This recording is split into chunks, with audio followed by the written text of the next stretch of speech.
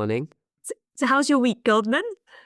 It's been good, hectic, busy, and crazy. I'm currently growing a mustache. That's been my main thing for November. It's been very embarrassing, but I've enjoyed it. So Have you ever done that before?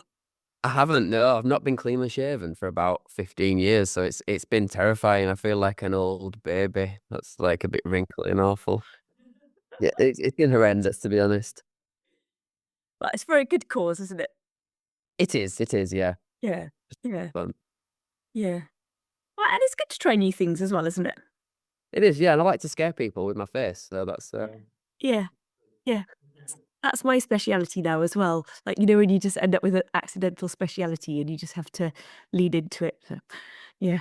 Um, what about your family history as well? Have you had any more chance to look at that? It's been mixed really. So obviously I got excited about all the Scottish stuff last time and I went and asked my mum all about it and she doesn't seem to know anything about it other than we have two or three generations back with the Scottish name McKay. Yeah. I went through the file loosely, and she says there's no records in there about these people. And she seems to think that one generation back was in one village over from Pudsey, so Yeah. not actually Scottish at that point. So yeah, a bit disappointing there. I thought I'd instantly find like some records, but she hasn't got any of these like birth, marriage, or death certificates or anything for that particular line. So maybe that's somewhere that I can start looking if and when I get into that bit. Mm. So you sound like you rummaged through your mum's trunk of papers, her box of papers. Yeah, there's a lot in there. So and I was mindful of what you said about not disrupting the order in case she had it in a certain research order, etc. So I had a quick flick through, and I mean, there's too much for me to even take in. But yeah, I didn't find anything about those guys. Started asking my mum about her ordering of the file, and she said there's no order. She just threw it all in there. So, Excellent. Okay. oh yeah, I might actually have to go through it at some point, but. Yeah. I'm still mindful that she doesn't think there is order, but you think there might be order within that. So Sometimes there is. I'm going to keep that in mind until I'm actually ready to do real life proper research. I'll leave it how she's done it. Yeah. Yeah. Take it from there. So Mm. yeah, I was a bit bummed out. I'd quite like to have found a region in Scotland. I think that But that would be quite don't lean fun. hard. This is only at the very, you're only at the kind of first little foothills, and everything like getting fit or anything, everyone starts off, you think it's going to be easy, and then you go for a run and you pull your hamstring, and then you're like, oh God, it's hard. And it's just how it is starting off a new project, isn't it? Yeah, definitely. And I think again for me, I was obviously looking for this Viking ancestry, and that was it. I wasn't actually expecting to have any interest in my actual tree. And I know that's maybe sounds like an awful thing to say, but now I've latched onto the Scottish thing. So it's like, oh, Yeah. that's interesting. I want something from that. But equally, I was trying to get it quickly and lazily through my mum's research, which isn't there. So I'm going to have to do it myself. Yeah. I mean, I think it's very, very possible you're going to have Scottish ancestors. They might not be on that branch that you think, but you think, well, Yorkshire's not a million miles away from Scotland. And I've got ancestors who, if you go back enough generations, they were Scottish, and then they went down through Northumberland, and then they went over to Yorkshire, and then they moved over to Liverpool. So they just kind of, and then some of them moved over to Ireland. So that you can see like this, you know, migratory pattern that's just moving from one place to the next for work over generations. So I said last time, like my Orkney ancestors, they were a complete surprise. They'd been lost from living memory. Whereas I think that's so cool. I'm like, no one's ever going to forget that. Now I'm going to bang on about it forever. But yeah, Yeah, that's exciting, isn't it? It's yeah. nice. So Yeah. yeah, so I think if the papers are a bit daunting, I think your first thing, do you reckon, is to get a tree? You start your own tree, your own family tree, because that's such a nice skeleton to pin stuff on. Yeah, definitely. I was going to ask you about that. Like, what's the best way for me to do that? Should I just be writing these down, or is there a website I should be using in particular, or what's the best way to begin? Mm. So, I mean, you're really techie, aren't you? So you should definitely have an online tree. Mhm. And if you want to have a paper one as well, you can do. But an online one just so much easier to adjust once you realize you made mistakes. And also, your tree kind of grows in a funny shape. You might have two parents, four grandparents, 8 great-grandparents, etc. But each one of those is going to have different amounts of siblings and different amounts of children. And so you need it to be a digital thing because it's going to grow in this unexpected branching out way, which on paper is really hard to cater for. People obviously did cater for it, didn't they, before there were online trees. So like Family Search is a great place to grow your online tree. I would say definitely, because you've bought an Ancestry DNA test, that the natural first place for you to build your tree would be on Ancestry. So you can just start doing that now while you wait for your DNA. Just start building it and just add in about you. And I think the key thing when you're doing your family tree is make sure that you mark each person who you add as living or deceased, because once people are deceased, then their details aren't privatized. And so just to respect living people's privacy, you need to make sure they're marked as living. So when you add them, it has a little button. You just choose whether they're living or deceased. So Okay. Cool. to really protect your children's privacy, things like that, you need to make sure they're marked accordingly. Yeah. Okay, that's good to know. And anyone who's living of any age, that's just kind of best practice. Don't mess up on that. Yeah. Okay, I'll bear that in mind. Yeah, and then to your tree, you can have such fun. Like you can add to your Ancestry tree, you can add audio clips, video clips. You can add family photos. So you can add even relatively recent ones, because you're a future chapter of your family's history even now, aren't you?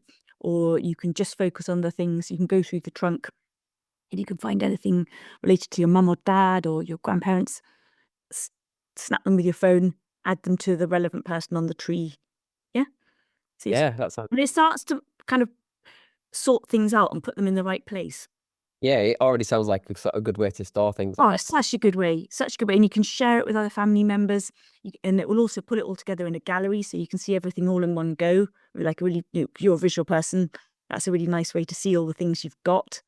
And also, if you have it digitally, it means you can inflict your family history on anyone. Just when you're going out for a meal, you can inflict that with kids or your mum or anyone, your friends. Get them into it. Yeah. Nice. Yeah. Yeah, that sounds good. Do they have an app then? Can you do it via an app, or is it just? Yeah. Yeah. Both. So I do it by both. I do it via an app, and I have it on my phone as a Samsung app. I have it on my iPad as a Apple app, and I have it on my laptop just as a desktop thing. And personally, I prefer using it on the desktop because I feel as though I have more functionalities. But equally, if you're just lolling on the sofa, it's nice to have it really handy. Yeah. Yeah. So I just put it everywhere. Yeah. And then they all sync, but they have slightly different tools. Yeah. Cool. So if you found something on the desktop thing and you can't find it on the app, don't think you're going mad. It's probably just not included on that bit. Yeah. Yeah, that's good. I quite like the idea of doing it on the phone, though. I can sit and do that on the bus on my way to work. Oh, definitely. Yeah. Bits that I know anyway, the basics. Sure. Yeah. And it has really nice. So for each person, there's you can add, like, it's a little section where you can write a little life story about them. You can add notes to them. The tags, I'm pretty sure the tags, you can only use those on a laptop, and I could be out of date on this, but the tags are really good because you can tag them up like things you need to do, or things whether you're confident of your facts or feeling like they're a bit dodgy, so that you'll find it they're tags. So there's tags that you already set up, or there's custom tags, so you can put up, you make your own tags, which is a really handy way of organizing yourself. Yeah, that sounds good. Yeah, it's all really good. Bit like sticky notes in a file. Yes. Yeah. Check this out. It might not be right, but here it is. That sort of thing. And sometimes things do go wrong. Like I'm a bit confused and a bit gutted about my own family tree because and it's quite far away. But so since May I've been working on this little brick wall I had, and I did the typical me thing, like just jump right in at the middle and of the brick wall, and I've been thrashing around trying to get to the bottom of it on and off over the last few months. And then I just thought, why don't I see if I can find her birth certificate? And it's like, that's the first thing I should have done. I didn't do it for months. So then I found her birth certificate. And then now I found out that her mum, who I always thought was her mum, isn't her mum. And so now I feel like I've got to cut a whole branch off my tree. Oh. It's gutting, isn't it? So yeah. So she was born, this person, Mary Ann Pickering, was born in December 1839. So I shouldn't feel that gutted about it because it's a long time ago. But I do feel really gutted because now I've lost her mum, Ma Dickin, who was on my tree, who's just a complete mess up by me. She just shouldn't be there. It should be Mrs. Evanson who's there. Oh, Right. And is there no relation then with that relation? I think there's going to be some relation, but I think it's maybe going to be, I think I've skipped a whole mum and put a granny in. Anyway, it's my stupid fault. But And had you got further back on that track? yeah, I got a bit further back, but I got stuck because I couldn't quite make everything make sense. It should have been Right. an alarm bell that things weren't adding up, shouldn't it? Yeah. But now you know, yeah. Now I know I've definitely gone wrong. But I'm back on track again. But I haven't adjusted my ancestry tree yet 'cause I was having to come to terms with the fact I found these people like years ago, so I've had these wrong people sitting there.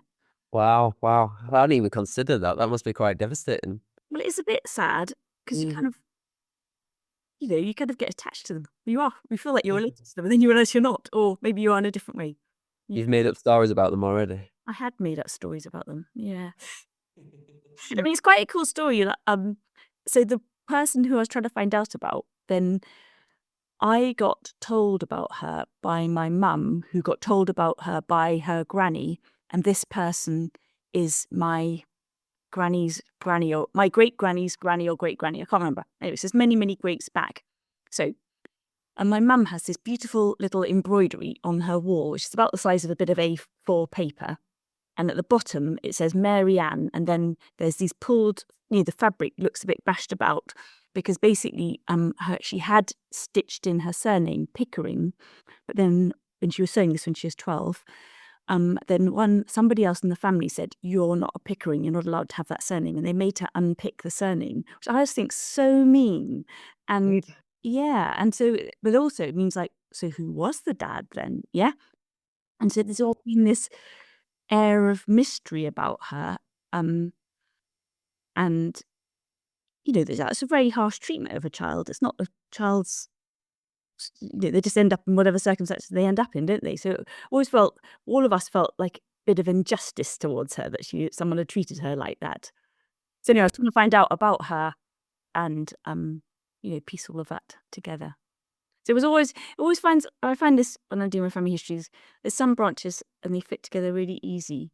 And then others, the ones which are difficult, continue to be difficult in every different way. Like life's never simple with them. Right. Yeah. And do you find, is this the question, but do you find like the easy branches less interesting than the more difficult ones? Like, Yeah, much less interesting. Yeah. it's much more enjoyable to like finally, you finally get that one thing that lets you go further. It's like doing a jigsaw, isn't it? You get that one piece that lets you carry on. Because the easy ones, it's just like, it's like connecting dots to. Yeah, it's very, very true. Yeah. But on the other hand, the ones which are easier, then you can find out more about their lives because it's quite different actually. No. So the ones which are easier, I have found out more about their lives because I've pieced together kind of the skeleton bit and then you've kind of branch out from that and learn more about their lives. But then the other ones, which are difficult, it's harder to piece together that skeleton evidence. So there's typical like birth, marriage, and death, like building block things which you use as a skeleton to start building out their life from. So then you have to start looking in other places. So sometimes, like I am finding out loads about Mary Ann Pickering's community because I'm trying to piece together all of the people who lived round about to try and find out where she was, what she got up to through her childhood, who she lived with, and everything else. So you do end up learning more. Yeah. Yeah, that's I hope cool. I'm not putting you off. I mean, it's fun. It's really fun. It sounds massive and daunting, but equally, I can see the appeal. It's like, it's almost world building, isn't it? Like you're fleshing out the environment and their lives, and I guess it is. Yeah, it is. It could be like one of those avatar game things. Is that what you mean? Like, yeah. mm, You've got this person and they're just a person, but suddenly they're in a location and there's houses and there's other people and there's a community. It takes them from more than just a name on a piece of paper, doesn't it? It's cool. yeah. Also mind blowing. That it does seem like a lot. Obviously, I'm nowhere near that. I need to like write my first name down, never mind anybody else's. So So when you said she didn't have lots of certificates, she has got lots of certificates, but not for that Scottish line, not for that great granny you were after. apparently it's on my dad's dad, my granddad's mother's side. We have lots of death certificates. She's done a good job. She's labelled stuff. Though she says she hasn't.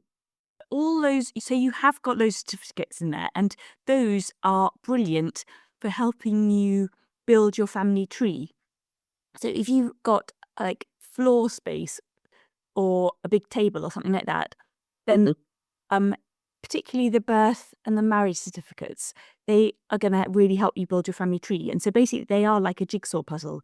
So imagine if you've got your birth certificate, then your birth certificate has your mum's name on it as well, doesn't it? And it probably has your dad. For most people, it will have their dad's name if their dad's known. If obviously if your dad's not known, your dad's name won't be on it. But let's say a birth certificate would usually have a mum and dad's name on it. So straight away for the family tree, you've got your name added, your dad's name, your mum's name from that birth certificate. And then particularly in the past, most people would have got married. So you look into your pile of paper for a marriage certificate. And on there, it will have your mum and dad's name on their marriage certificate. And it will have your dad's name and your mum's dad's name. If you're Scottish, it would have both of their mothers' names as well. But so these are all clues and jigsaw pieces to build your tree. So I would go through that pile of certificates and see if you can map them out like that, and then you can literally type them up into your Ancestry app, and build your tree. Yeah. Yeah. So that sounds like a good way to sort of start quickly building. Yeah, and some branches, as you say, you're going to have more documents than others. And then there will be death certificates. So death certificates are kind of less helpful for building trees because they just have the person who's died name, and the informant could be anyone. The informant might be a relation, or it might, you don't know. It's not got that kind of handy jigsaw thing of building up the branches like the birth and marriage certificates. But death certificates are really helpful because obviously they give you the final date for somebody's life. So to be blunt, it just saves you time. So if you know they've died in 1890, there's no point looking for them in the 1891 census because they're not going to be there.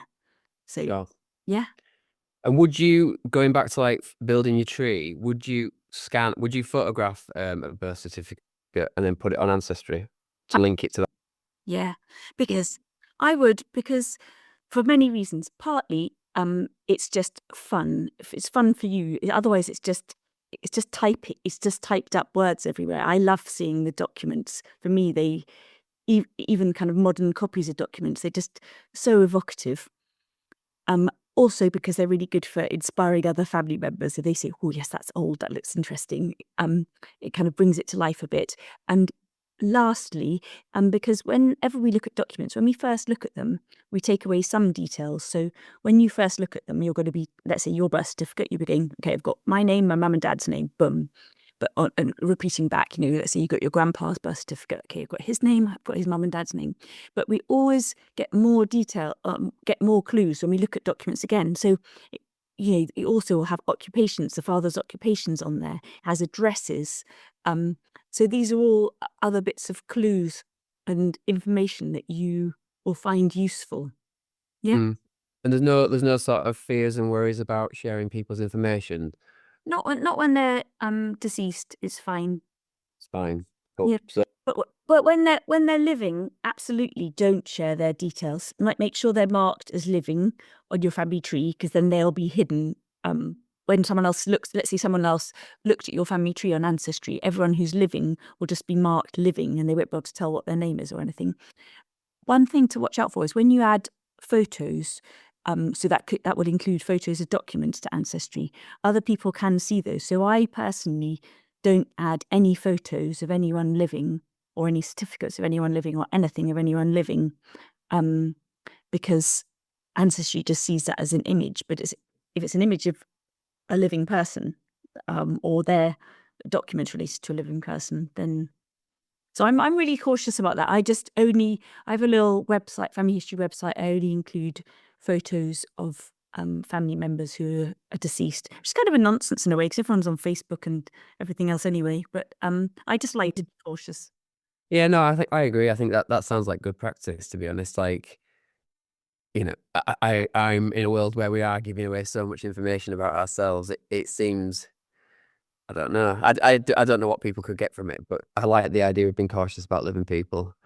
Yeah, especially once it's out there, you can't get it back. And on Ancestry, like it's like anything in life, it has good and bad points. So when you put these documents copies of your old, like say a photo of your great granny, then someone else may find that they're related to her and they'll copy that and put that on their tree. And that may or may not irk you. But if you're going to put it online, you need to accept other people will copy it and use it. But equally, you, when you're searching online, will hopefully find photos of family members that you don't have and you can add them to your tree. So Right. Cool. it depends how you tick. Like, I think that's fine. Once someone's deceased, so I share lots of photos, bygone people. I'm like, if anyone else is related and wants to use them, they're a relation. Even if they're like a third cousin, they're a relation. I don't want to be mean to them and stop them using the picture. Yeah, and it's reciprocal, isn't it? So you get Yeah. all the pictures on yours. So yeah, that works really well. Cool. Oh, look forward to seeing if that happens. For me, it doesn't happen that often, but so I do on my end. So I think some people get loads and loads of messages. I don't get loads of messages. So when I do get a message, I'm always really excited about it, and I want to correspond with them. It's fun. Yeah. No, nice. Do you want to know about my DNA test adventure? Oh yeah, yeah. I mean, I've got no results back yet. I literally have just sent it off today. But yeah, it was an interesting process. The whole thing. I don't know what I expected to be delivered, but I was expecting like a giant box, and what you get sent through the post is like an A6 sized like postcard sized box, which is 2 centimeters deep, and then you open it up and there's like a bit of science in there, which excited me. There's like some test tube and a little lid that's got some solution in it, and then a biohazard box which has got like a little nice biohazard logo, which again equally excited me quite a lot. What did I have to do? There's a QR code inside. You have to scan that, and then it made me register my name and my interests, whether I want to participate in DNA matching. So that's, I guess, what you're talking about, where people can see my matches and then, oh, I'm related to you or whatever. And then within that, it said, do you want to be able to see traits of people that you're related to? So like eye color and whether you might sneeze when you look at the sun, things like that, which does sound like a lot of fun. So I'm quite about that. So I tick those two. Then it asks me about my gender. And then after that, I had to like spit in that tube for about, well, I don't know, it took me about 20 minutes. You need quarter of a teaspoon, which doesn't sound like much, but it took me ages to get there. So I did that, and then you've got like this stabilizing solution in the lid, which you put on and it's blue, and you give it a shake and it all just mixes, and then away you go. So I've put that in the biohazard bag and sent it off. So fingers crossed that'll come back soon. Yeah, yeah. And that's interesting what you say about the spitting thing as well. Like some people do find that really tricky. And so there are some companies, I'm pretty sure it's MyHeritage, which have like a cheek scrape. So you can just scrape to get some cheek cells. So let's say, ideally, if you want to get any of your other family members to test, they would test with Ancestry as well. Then you can all be in the same database, because if somebody's in one company and somebody's in another company, you're not going to match up. But if you did have a family member who did find it hard to spit, they could try. Okay. I was going to ask about that. So like you've got multiple different DNA test companies, and you can, well, obviously I've chosen Ancestry. You can choose whichever one you want to do. So their matches don't match with each other. Not so. Yeah, each company has its own database, own separate database. Does that mean my results are going to be diluted by the number of companies out there then, depending on who's gone where? Well, so what it means, yes, it does. So it means that you're going to have matches in your Ancestry database, and it also means there's going to be people who've tested with MyHeritage or 23andMe or Family Tree DNA who you would match with if you were in their database. But until you get in their database, you're not going to know that you match with them. But there's good news. So the good news is, once you've got your test results back from Ancestry, you can download them. So they'll stay on Ancestry. You just download a copy, and then you can upload them free to Family Tree DNA and upload them free to MyHeritage. And then you'll be able to see your matches that you match with in those two companies. Yeah. Okay. Right. Okay. But for the minute, I wouldn't even bother doing that yet, because when you get your test results back, there's so much to do and so much to explore and find out about. You'll just get in a muddle. I'd just say concentrate on your Ancestry, and when you feel like you're really fluent at using it, then do the other things. Because I didn't do that. I downloaded my stuff in a hurry and uploaded it elsewhere and just got in the muddle. And there's too much stuff to learn. It's a steep learning curve. Just stick with one company for the minute. Yeah, I mean, already just talking to you, I feel like there's so much to do and so much to think about. But yeah, I'll do that. I'll take my time. Mm. Mm. Cool. It is cool. Yeah. I'm excited. I can't wait now. It's quite weird. It's bringing back like lots of lockdown vibes. The way like you've got this little cardboard box and all these little test bits to Yeah. do. Yeah. Stuff like reliving COVID, which is obviously not a good thing, but at least this one will have exciting results, hopefully. Yeah. I mean, the traits thing, that is really fun. And my traits, like they split them out into whether you've got the traits from your mum or your dad. And so I was looking at the other day, and I can't remember what it's exactly called, but things like I'm supposed to be not very good at physical activity, and I take that from my mum. I'm supposed to be quite competitive, and I get that from my dad. And it just gives you these weird little characteristic things. And I mean, that I'd say that those two things check out, just on how it feels. But yeah, it's weird. It's funny. Yeah. It's fascinating, isn't it? Like, again, recently at work, I've just done a Thomas profile, which checks like what your characteristics as a person are. And obviously it's about you and you're looking at keywords and etc. But it brings up all that sort of nature nurture idea in your head as well. It's like, where have I got these from? Is it just who I am, or is it like my DNA, or is it how I was brought up? And then seeing all that stuff about the traits, it's fascinating. It's like inherited characteristics that aren't just physical. It's part of, well, I guess they are kind of physical, but you know what I mean. Mm, mm. It's exciting. It is weird, and it's weird that they can identify it by looking at your big long DNA chain. So all your little base pairs, and they're looking at which sequences of genes you've got, which sequences of chemicals you've got, and which genes you've got. Then that's determining things about your character. Whereas I think we like to feel, you should say it could be people say nature nurture, but I think I like to feel I'm a bit more self-determining. But if turns out we're Yeah. not self-determining. But it's weird, yeah, because like I remember like as a kid, like I used to like drawing a lot. I still do. And I remember like my mum would be like, "Oh, you got that from your granddad? He liked drawing, blah blah." It's like, no, I didn't. I decided I wanted to like drawing. But actually, it could be my DNA that makes me draw. It's interesting. It's fascinating. But yeah, I like to think I'm unique. And it's like, oh no, I'm not. Well, you are unique as well. Like I think back a couple of podcasts ago, I don't know whether I said it wrong, but I can't remember exactly what I said, but you are absolutely unique. So although you get a chromosome from your mum and a chromosome from your dad, your chromosome that you get from your dad, although it's 100% your dad, it's not the same as his chromosome. So he's kind of jumbled up. He has a pair. Each chromosome comes in pairs. So he has his pair, and he jumbles it up and gives you half. So you have one chromosome from him. Yeah. So that's unique Mhm. your way, and then your mum does the same, and then you jumble those two together to make your unique code of those Yeah, 6.4 billion base pairs or something like that. Billions. This long billion long code, which is just for you. So you are unique. It's never happened yeah. before, or it happened again in the future. Weird. Thankfully. Yeah, so we are unique, but we're not. But we're connected. That's the beauty of family history. It's nice to be connected. It is, yeah. It's just crazy. It's a whole new world, really, when you think about it on those levels as well. It makes my mind boggle quite a lot. I mean, it's a whole new world for family historians as well. So it's only about 20 years ago, I think, that bit over 20 years ago, maybe, I think maybe it's 2000. I can't remember that. Genetic testing for family historians came out, and then I think it was 2006 when the first autosomal tests came out. So that was from 23andMe. So that's like the test that you're taking with Ancestry, showing across all the branches, not just the father line, not just the mother line.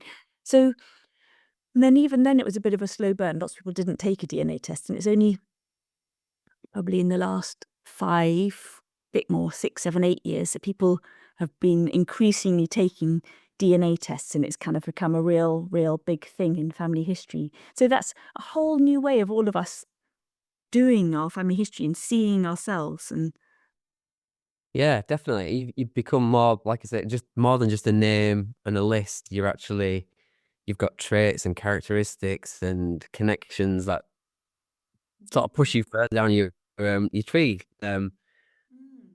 It's cool. It's like again, my on my dad's side, my granddad was really into running. I love running, and my cousin loves running. It's like it's a simple thing, but it's like maybe that is this inherited trait that's been passed down with generation. Whereas before it was just like, oh, it's just a hobby that I've got. Whereas now it's like, oh no, you got that from your great granddad. It's cool. It's nice. Mm. Makes you feel connected to something, I guess, doesn't it? Definitely, definitely. And I think because when it's our close small family, there's only a few people, and sometimes we do or don't feel like we're like them. Whereas when you see a bigger picture of your family, you see more generations and more people, it gives you like a richer view of where you've come from. You know, just you're just seeing it with more pixels, aren't you? You're seeing a finer tuned version of the past with more information about it. Yeah, it's great. I mean, it's all the same, isn't it? It's like it's science and research like coming together at the same time, and it all just fuses together. Right then, Helen, it's Q&A time. We've got a question from a reader called Margaret. Hello, I've got the following query. My great grandfather's birth certificate, 1839, see copy attached, just sent it in, quotes the actual time of birth as 12 at night. Her sister's birth certificate of 1841 and 1843 also record the actual times 10 p.m. and 8 a.m. respectively. How common was it for this detailed information to be recorded? All these certificates were issued, of course, after the induction of the General Registration Act of 1837, which did not require actual times to be stated. Could it be the work of an overzealous registrar? I'm also attaching a copy of a marriage certificate of my great-grandfather's parents, 1838, which shows that the family were ordinary folk of the working classes in those days. By what means was it possible for such people to know the actual time of day or night? That is such a good question, isn't it? Like, that's one of those wonderful time travel questions because it's so tempting just to keep making assumptions about the past based on what we know. Whereas she's right. Like, did they have a clock? Like, how did they know what time? Was there like a medical professional in attendance who did have a pocket watch? Or like, how did they know the time? And lots of people wouldn't have had somebody, a kind of actual doctor attending the birth with a pocket watch. It would be much more, their birth would be much more informal at home and things like that. So it's a really good question. I didn't know the answer. I do know, so the railways kicked off, didn't they, in the early 1800s? We're getting lots of railways, and that was a key driver for Britain getting better systems for regulating time. I think we didn't even have one standard time across the nation. But obviously, once the railways started happening and journey times got reduced, instead of having taken days to get from one place to another, it's taking hours, then minutes began to matter. So the clocks had to be synchronized and have one time. So how they knew, I don't know. It could be that it's just the church clocks and they heard the church tolling, and that's why all those times you've just said are all kind of on the hour. Yeah. Yeah. Could it be like speculation as well? Like they roughly know what time of day it is? Because like I noticed that they're all like 12 at night, 10 p.m., 8 a.m. There's no minutes. It's just spot on the hour. Yeah. But what was the last time they heard the church clock chime, and what was or if it felt like it's a long time ago, they might put the next hour. I don't know. This is all guessing. So I think what we need to do is always the same story. We need to get an expert to look at this and find out, how many people would have had clocks at the time? How precise would people's timekeeping have been? And find out, how much of a guess it was. My money's on the fact they were using the church clock. Most ordinary people would have been using the church clock. I'm happy to be proved wrong as ever. But this is where we find out that most people did have a clock. I don't know. My hunch is they wouldn't. Most people wouldn't. But I suspect a clock's probably one of the quite a prestigious item to have in your home. As grudgy as the Victorians, they're renowned, aren't they, for increasingly being shopaholics and having better material standing than the previous generations. So I think a clock would be high up there. Yeah, definitely. I do like. I like the idea of the town hall clock as well. Like instantly Yeah. transports you to this old city or old village, and everyone's just crowding round. We used to live in a village, and there was somebody who's only a generation older than me, and her mother used to work in the fields as an agricultural worker. And so this is back in the 1950s when her mum worked there. So that would be the equivalent of my granny's generation. And they still work by the church clock, even in the 1950s. So yeah, it's amazing, isn't it? So the other part of Margaret's question, she was saying, like, was it normal to include the time of birth? And she's right. So for English and Welsh birth certificates, it wasn't required. So she's kind of lucky to have that extra information recorded. And when I was waffling on before about my ancestor whose birth certificate I eventually ordered, and she was born in December 1839, so that's the same period as Margaret's, then mine has a time on it as well. I don't know whether this is an anomaly. Again, we're going to need to get an expert on the case and find out how typical this is. But I do know for Scotland, then they do include times. Scottish records are just good. I really hope you are going to find those Scottish ancestors, Nathan. Yeah, me too. Detail stuff. The one that was born at 12 at night is an interesting one, because if that is just a rough guess, it could be at either side, couldn't it? So it's a difference of a day. I guess for your records, it doesn't matter that much, does it, if you're one day out? But if The main, people have- yeah, the main time when it would matter is so a typical reason why you would get a time on a birth certificate, even for England and Wales, which isn't renowned for having times on it, is if it's twins, because then the time matters. Because in a world of primogeniture and inheritance, then the older twin is going to be the son and heir, and the second twin isn't. Tough, isn't it? Really tough. Oh, yeah. Yeah. So that's, but quite often my understanding is it should say twin. There should be something to kind of indicate that it is a twin. But I suspect, as Margaret says, it's just somebody overzealous. Anyway, we'll find out. We'll get an expert answer, and we can kind of circle back to this, because, and also, I just love to know how many clocks people had, and Yeah. how they Absolutely. marked out their day. Because now we're so obsessed with everything, aren't we? We've got phones and apps and everything beeping at us the whole way, and our life is cut down to the micro minute. You're not kidding. Yeah. Yeah, but cool. So Nathan, talk about micro minutes. You're going to need to spare a few micro minutes this week, aren't you, to do your family history homework? Yeah, what have you got for me this time? I think you know what it is already. It's getting your tree started on Ancestry. Okay, yeah. Yeah. I'm quite looking forward to that. Yeah, just a little bit of forward progress will be great.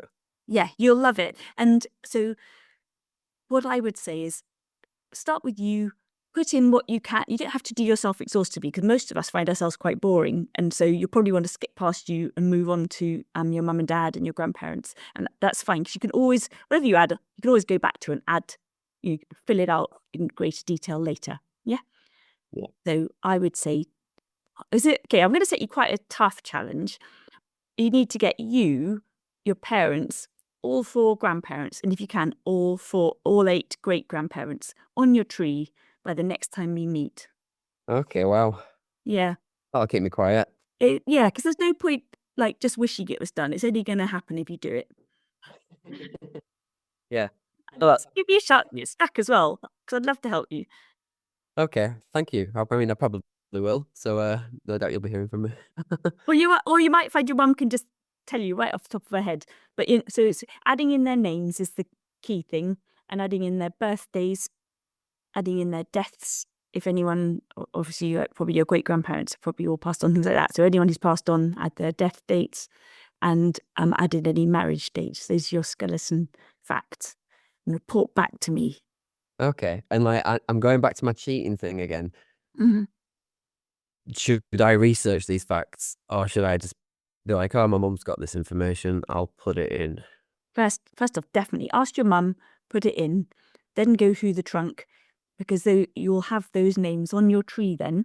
And so when you're going through the documents in the trunk, suddenly, instead of just being a pile of mystery documents, which should feel a bit overwhelming, you go, hey, I've seen that name.